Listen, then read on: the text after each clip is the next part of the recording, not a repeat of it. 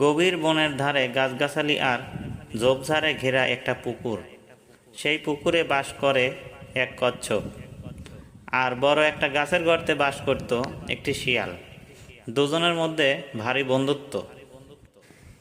একদিনের কথা, তারা সুখ দুঃখের গল্পগুজব করছিল। পাশ দিয়ে যাচ্ছিল একটি বাঘ। হঠাৎ বাঘের চোখে পড়ল পাশ দিয়ে যাচ্ছে একটি কচ্ছপ। সে কচ্ছপকে খাওয়ার জন্য প্রস্তুত হতে থাকে। চাকা লাগানো গোল চাটকির মতো কচ্ছপ তো গড়তে গড়তে পুকুরের দিকে যেতেই তার উপর হামলে পড়ে বাঘটি। পা দিয়ে তাকে চেপে ধরে ঘাড় মটকাতে গিয়ে দেখে ভারী বজ্জাত আর কৌশলী তার শিকার। ঘাড় নেই, গলা নেই, তবে সুরুত করে তার শরীরের ভিতর লুকিয়ে ফেলে। কি করে কচ্ছপটাকে খাবে? বাঘ তার কোনো কায়দা করতে পারে না। কচ্ছপের পিঠের আবরণ এত শক্ত যে তাতে দাঁত ফোটে না, নখও বসে না। কোনো রকমের জুত করতে না পেরে বাঘ এদিক ওদিক তাকায়, উপায় খোঁজে। শিয়াল তখন আপন ডেরার নিরাপদ আশ্রয় থেকে মুখ বার করে একটু মুচকি হাসে। তারপর বলে, ভাগ্নে, তুমি এক নচ্ছাৎ জীবকে ধরেছ।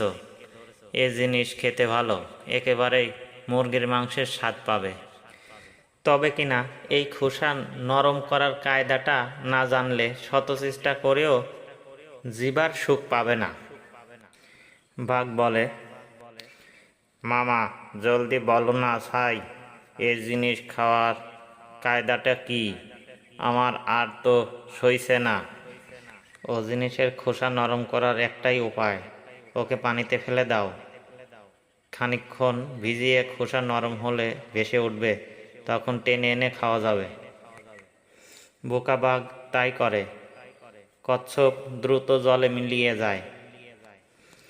শিয়াল বলে, ভাগ্নে, বসে বসে অপেক্ষা কর, তোমার খাবার তৈরি হয়ে ভেসে উঠবে। শিয়াল বন্ধুকে বাঁচাতে পেরে খুব খুশি। গিন্নিকে বলে, বউ, একটু সরিষার তেল দে, নাকে দিয়ে ঘুমাই। বিকালে ঘুম থেকে উঠে বন্ধুর সঙ্গে আড্ডা দেব আর বুদ্ধ বাঘের পিত্তি চটকাবো।